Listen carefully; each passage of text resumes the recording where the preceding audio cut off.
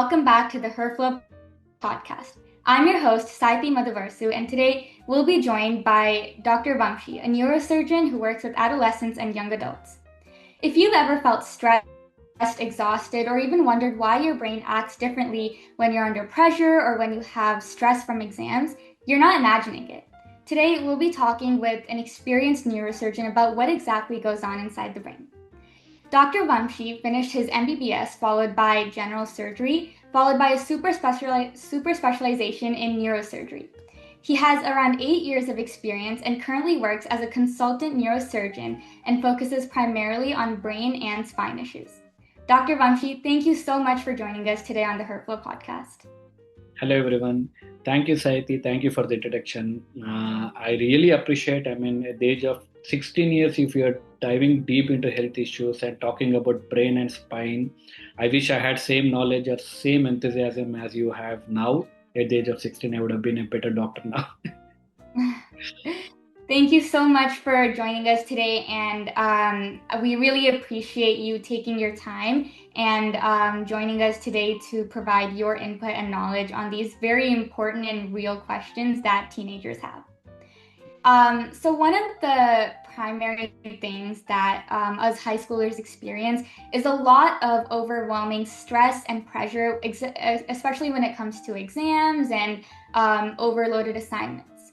We want to know, how exactly does that stress affect brain chemistry, and how exactly does our brain respond to this pressure? So let me start with a very familiar scenario.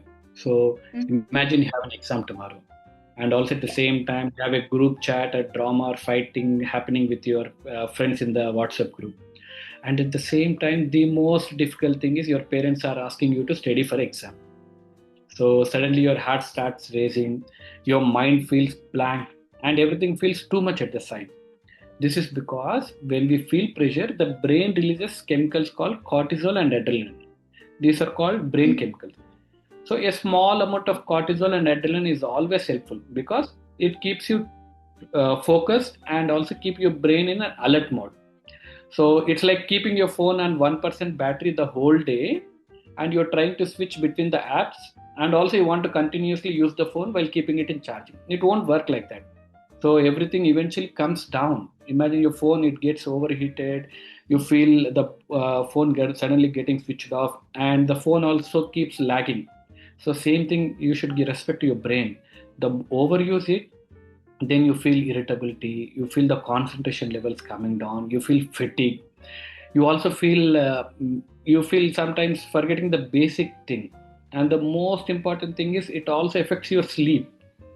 So it's not a brain weakness. It is just an overloading. Your brain is overloading with everything. So do all things not at once. Do them stepwise or progressed manner. Then you'll feel relaxed. So that's how your stress and everything affects your brain and impacts your concentration, your memory, and everything. Wow, that definitely makes a lot of sense. So you mentioned how adrenaline and cortisol levels will begin to change when stress and pressure kind of becomes a main factor in your life. I think that makes a lot of sense. And your example about the phone and the charge is a really relatable illustration of how a lot of teenagers might feel when they're really overloaded with academic or just the daily stress of being a teenager. You're trying to open up 5 to 6 apps at the same time. So don't do that. Treat a brain like a human body. It's in the human body. Give it some time. Don't try to do multitasking repeatedly. Once in a while, it's okay. The more you do, it's going to give up. Yes, for sure. And you brought up a good point about there's a lot of different stresses and pressures that factor in at the same time. And one specific thing is when teenagers are studying for a lot of time or just working for long periods of time, we've seen a lot of headaches and neck pain that come up as complaints. What are some of the most common causes of these symptoms among teenagers, and how do you know when it's time to see a doctor versus if it's just a regular headache? So earlier, and probably people who were born in 80s and 90s, back pain, neck pain, headache, these are all were adult issues. I mean, someone gets a back pain, neck pain, or headache, it was for the age of 50 plus. We used to feel like that. But now, I see a lot of teenagers, right from age of 12 years, 13, they keep complaining of headache, back pain, neck pain. Why I would say this is, during my childhood, we used to go out and play a lot. There was a lot of sunlight exposure. Nowadays, Yes. kids and also adults, they don't get a sunlight exposure at all. They treat sunlight like a carcinogen, especially even in India, where the sunlight is very abundant. I still feel 80 to 90% people don't have sunlight exposure at all. They treat sunlight like a carcinogen. As long as Right. someone charges for sunlight, people are not going to change because it is freely available and it is healthy. People don't care about it. As long, we laughed during childhood if someone buys a water bottle. We thought, "Oh, this fellow is buying a water bottle, it's freely available." Now we buy water bottle. So future, air also. It was a very high quality air, good air. We used to laugh if someone buys. Now people start buying oxygen, hyperbaric oxygen, everything. They're doing it for a treatment base. So, in future, even sunlight is going to be the major issue. People are going to buy sunlight. Someone would come with sunlight concept, and people charge people. Maybe then people change with that one.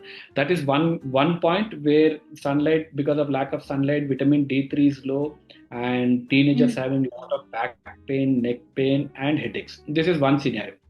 The other scenario is I see a lot of teenagers. The moment they finish school, tuition, homework, then they lie on the bed, start scrolling, and they just think, okay, let me start with just 1 minute, 10 minutes. Then suddenly time changes from 11 p.m. to 12:45 a.m. Because this headache starts from simple lifestyle habits. With the long screen time, what does it do is bending. You keep your neck always like this. We call this as we give a new term. It is called as mobile neck or text neck syndrome because you're keeping your neck in a very awkward postures. Apart from this, you also keep yourself dehydrated. They skip breakfast, and also there's a lot of stress. And the sleeping very late in the night keeps the neck muscles very tight, and you have neck pain. From neck pain, you get the headaches also. So when to see a doctor is if your headaches are daily, which make you waking up at night, and headaches with blurred vision and vomitings.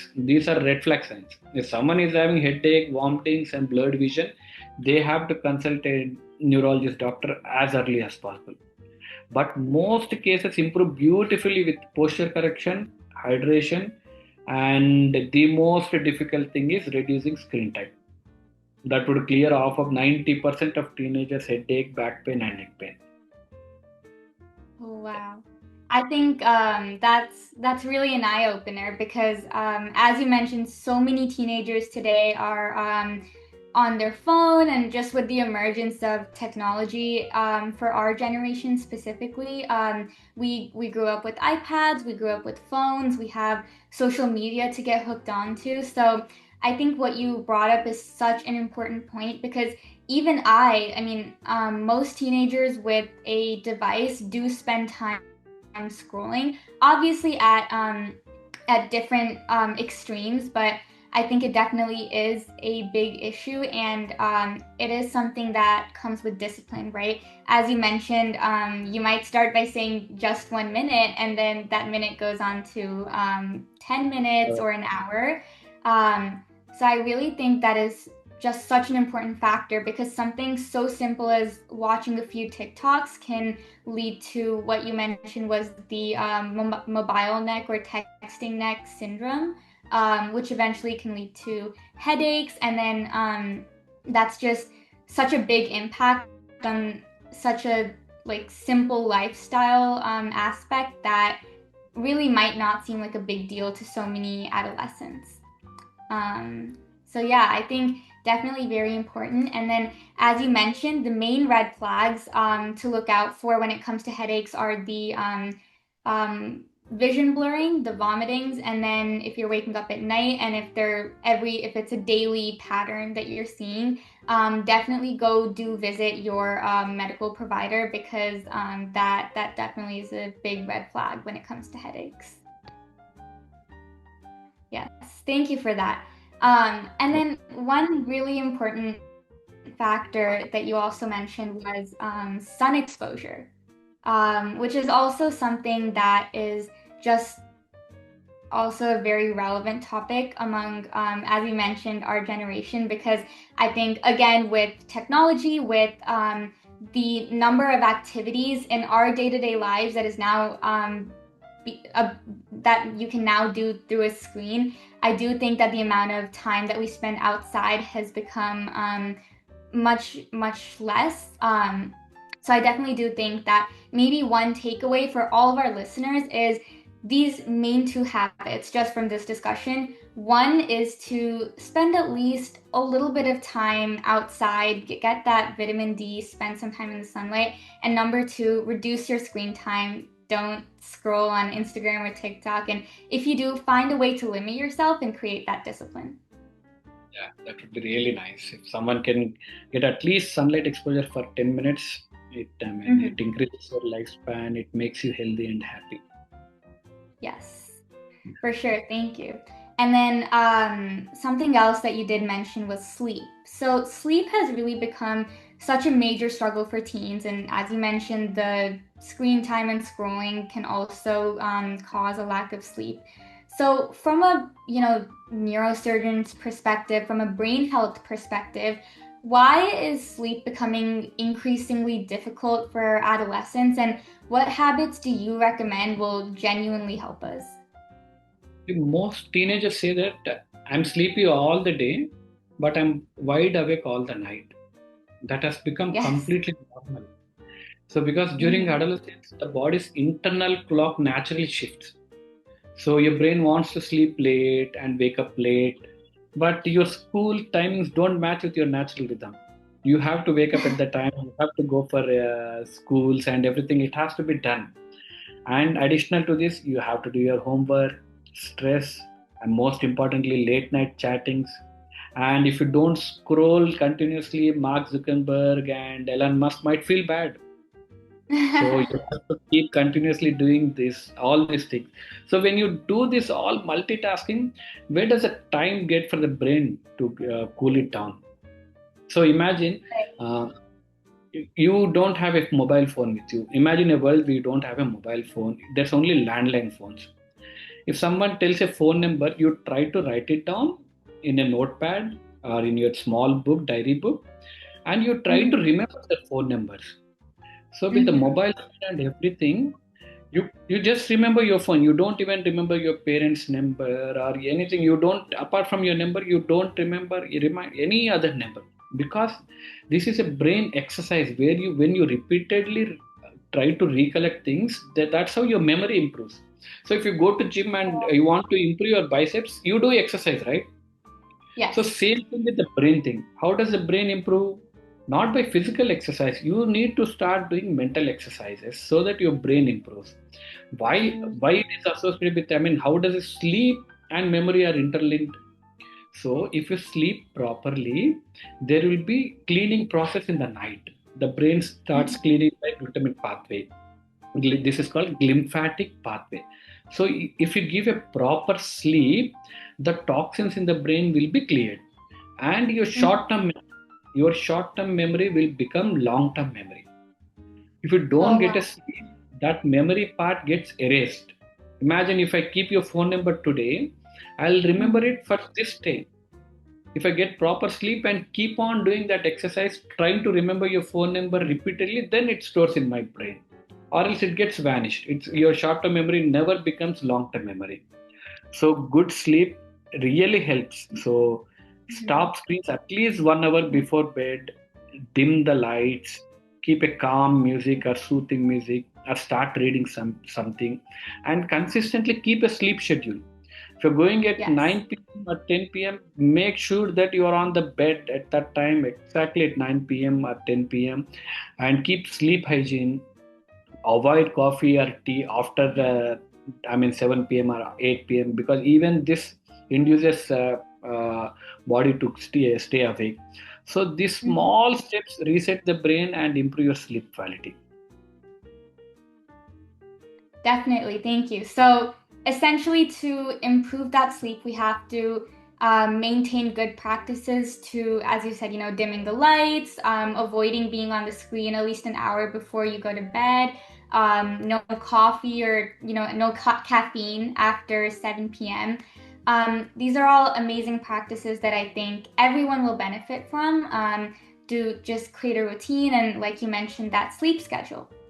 Now, one thing that I do want to touch upon is what advice do you have in terms of trying to balance that practical sleep schedule with also just, assignments? I mean, it's very common that teenagers stay up because of excessive workload or because of a lot of homework. So in those cases where we do have to lose sleep, what is still that minimum amount of sleep time that we need to get? And then what can we do to make up for the loss of sleep maybe? So first question is, the minimum amount of sleep for any child or adult is at least 6 hours of a continuous sleep. Not again sleeping for 2 hours in the afternoon, 2 hours in the morning, 2 hours in the evening. It doesn't count like that. You need to have at least 6 hours of stage 4 sleep. There are 4 stages in sleep. Stage 1, stage 2, stage 3 and stage 4. Stage 4 is a REM sleep, rapid eye movements, where in the rapid eye movement sleep is a complete sleep. So you need to have at least minimum 6 hours of this stage 4 sleep, which is very essential for your healthy being. So that was the first question, minimum. Yeah. And second question was? Yeah, so second question is, in the case that there is a loss of sleep, right? If a teenager for some reason, right, whether it's because there was an extracurricular activity or they just had too much homework and they had to stay up late, what can we do the next couple of days to make up for that loss of sleep? So once in a while, if you have an exam, you have to overdo work or anything, once in a while it's okay. But if it's a repeated behavior, then it's a problem. Imagine you didn't sleep you had only 2 to 3 hours of sleep. Make sure the next day you have at least 8 hours of sleep. Where your sleep was 6 hours, make sure you at least have an 8 hours and 9 hours of a quality sleep. You try to continue it for a longer time, then we all know what effects. Brain slowly starts deteriorating and it releases a lot of stress hormones.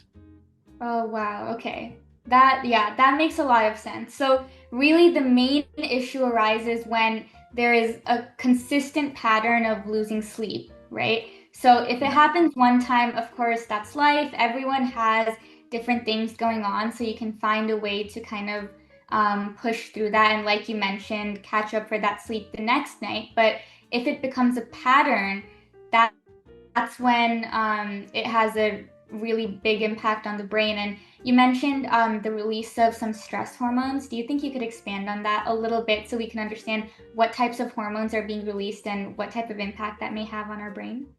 As we already discussed, the stress hormones are cortisol. Cortisol is one main hormone and also adrenaline. So imagine if you see a sudden snake or anything, so your body releases these hormones, cortisol and adrenaline. So immediately you become more focused and alert, right? Imagine these are called flight and fright hormones also. You are sometimes you're going into nap or you're trying to slowly sleep or you're sleeping in the class. Suddenly your teacher asks you, hey, why are you sleeping? Stand up and get up. Then you will become alert. This is also a stress hormone because you get alert because of the cortisol. For once in a while, cortisol is absolutely fine because it keeps you focused. During exams, cortisol hormones helps you to keep you in focus. But if this stress keeps on continuing, this is going for a longer time. Then, as I said first in the example, if you're using your phone continuously, you're not giving it a rest, then your phone gets overheated. Same thing happens with your brain. If you're keeping it stressed continuously, your brain sharpness decreases. It releases a lot of cortisol. You go into a lot of stress. Oh, wow. Okay, that makes a lot of sense. Wow. So really, a big impact of losing sleep is the increased release of stress hormones, which in the long run is not at all healthy for you. For all of our listeners, it's really important, as we discussed, to get that sleep, maintain good sleep practices, maintain a good sleep schedule. Now, one question I have, which is a little more specific to our probably teenage, our women listeners, is about menstruation. So one thing that we know is that our stress and sleep also kind of fluctuate and shift a lot throughout the menstrual cycle. So what hormonal changes can influence these changes in sleep, mood, stress levels, and just like the quality of our sleep and other activities? So the most common, during teenage, not just with the teenage and also in the women, a few days before the period, they feel more emotional, more stressed out, and sleep also becomes an issue because this happens because of two main hormones. As I think most of you know, it is because of estrogen and progesterone. Yes. So estrogen affects serotonin. So serotonin is the hormone in the brain which controls your mood and also the sleep. So when estrogen levels drops just before the period, serotonin levels also drop. So that's why your mood becomes very sensitive. And also progesterone affects GABA. So as I already discussed, estrogen. One is estrogen. Estrogen is related to serotonin. If the estrogen comes down, serotonin comes down, and your mood becomes very sensitive. Second hormone is progesterone. So progesterone affects GABA, GABA. What is GABA? GABA is brain's calming chemical. GABA is brain's calming chemical. So when progesterone falls, GABA hormones also decrease. So that's why girls feel more anxious and more restless due to that. Even body temperature rises during that time because of these hormones. So even a small rise affects sleep and you feel very irritable during that time. So the body becomes more sensitive to these stress hormones. So even a small stress feels very bigger. So this is all a normal biology, not at all overreacting or people say mood swings and all those things. But these are all normal during periods or during a menstrual cycle for any teenage girl or any woman. Yes. Wow. Thank you so much for mentioning that. And I think, especially for our girls who are listening right now, I think that's just so important to know what is going on in your body and in your brain before you begin your period. So as you mentioned, your estrogen and progesterone levels fluctuate, which leads to the increased anxiety and the increased state, or just like being more emotional, right? And I really appreciate how you mentioned that this is basic biology and not mood swings, because I think one big social pattern that women or girls in general have noticed is those comments like you're overreacting, or it's just mood swings. This is just, being over dramatic. And I think it is so validating and so important for everyone to know that this is just biology, right? Hormones rise, hormones fall. And that leads to changes in your mood. So it's not at all an overreaction. It's not at all being dramatic or seeking for attention even. It's just basic biology. This is just what happens in terms of your brain chemistry, what hormones are being released. And I think it is incredibly important that not only people who menstruate, but just society in general is more literate about these biology facts. Yes. So thank you for sharing that. And then one more thing. And we kind of discussed how among teens we notice symptoms such as headaches and neck pain, especially when they're under a lot of stress. So these same symptoms, like the headaches or neck pain or even lower back pain, what causes these symptoms when girls are menstruating or when they're on their period or going through different phases of their cycle? From a neurological perspective, what causes these symptoms? Glad that you brought this topic. I mean, during periods, why? I mean, there's a lot of back pain, neck pain, or headaches, and also I see a lot of, I mean, teenage girls or women suffering because of this. During periods, they have back pain, a lot of back pain. Yes.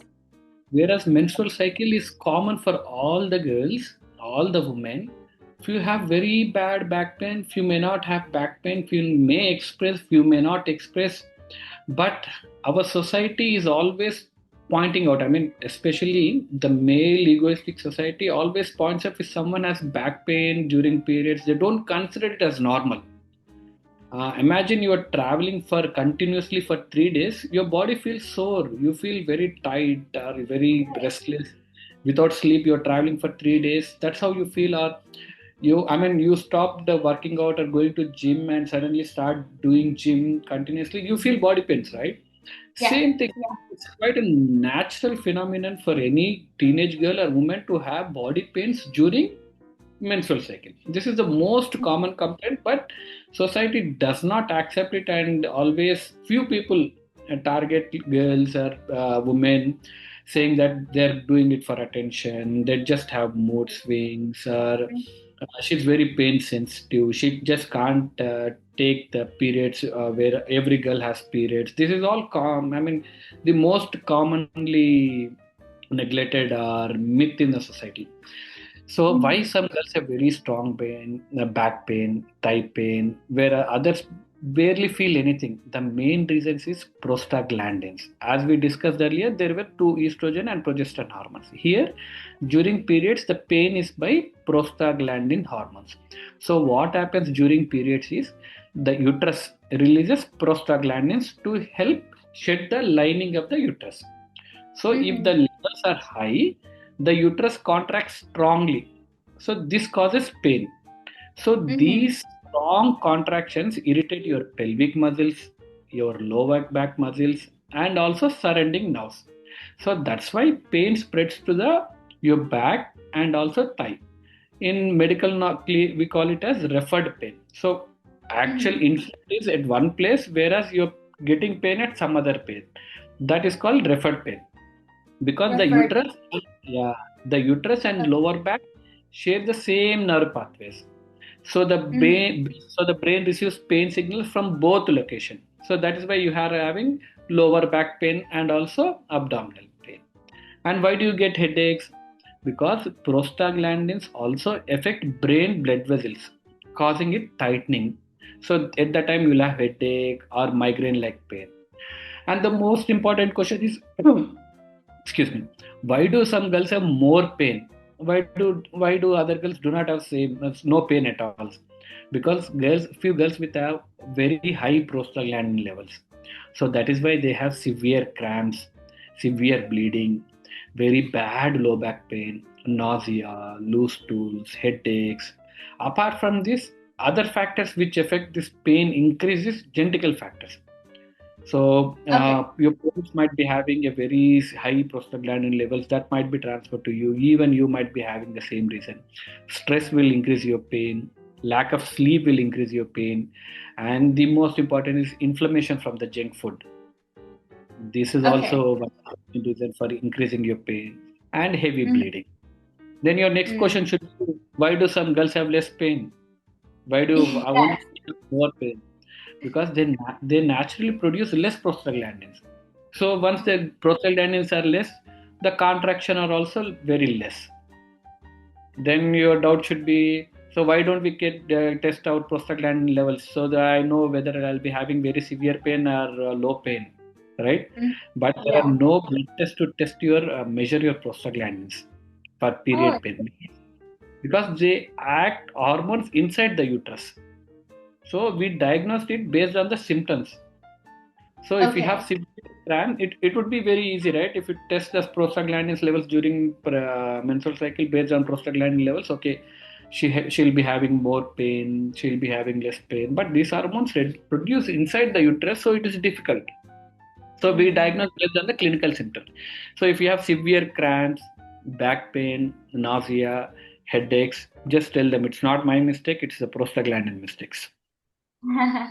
These medications, I mean, most of you use, Meftal spas, Yeah. ibuprofen, naproxen, all these medicines. How do they work? They work by blocking the prostaglandin production. So that is why Okay. the pain will be relieved.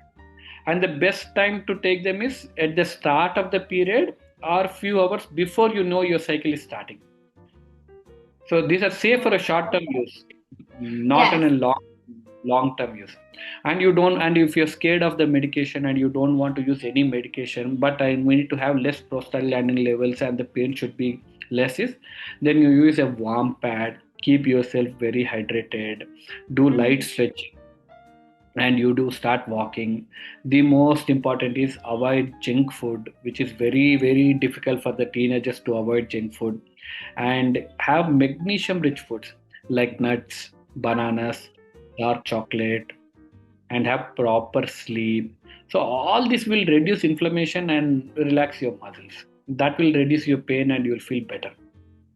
Oh, wow. That is very, very informative. Thank you so much. So essentially, it's the prostaglandin, the different levels of prostaglandin that leads to the extremity of the back pain and the headaches and all of these symptoms. So that is incredibly interesting and really so refreshing to be offered this explanation as to why we experience these common symptoms. And I really think one recurring theme from this entire conversation is the stress and sleep. If you maintain a good sleep with good sleep habits, right? You plan your day out, you maintain a good sleep schedule, you get your rest, right? And if you develop habits to also maintain your stress levels, that will also help kind of lower the impact of these symptoms that you experience during your periods. So I think that is also a big takeaway from this conversation, and I just think very, very insightful. Thank you so much. So this has been just amazing, kind of getting to know how these different hormones can play such a big factor in our body. We talked about the adrenaline, the cortisol, the estrogen, progesterone, and prostaglandins, which are produced in the uterus. And all of these just have a different impact on our body, but the main takeaways from this are maintain a good sleep habit or maintain a good sleep schedule, manage your stress, and then when it comes to maintaining the severity of your period symptoms, also avoid eating junk food is what you mentioned, right? Exactly. Which might be difficult for some of us to do. I personally love junk food, but I think when it does come to our overall health and being conscious of the decisions that we're making, because at the end, we're helping ourselves, right? Yeah. We are reducing the pain that we might feel. So I think it's very important to make these conscious decisions on what you're eating and how you're eating, and really just being disciplined all around, right? Being disciplined with food, being disciplined with stress, being disciplined with sleep, as you mentioned. So Exactly. thank you so much. Yes. Thank you so much for these inputs. It's just been incredibly enlightening. And we look forward to the future insights. Thank you so much. Thank you, Saithi. And to All the right. all teenagers listening, small lifestyle habits have a huge impact on your brain health. So take care of your sleep, reduce screen time, and your body will definitely thank you later. Thank you, everyone. All right. Thank you, Dr. Vamshi. Have a great day, everyone.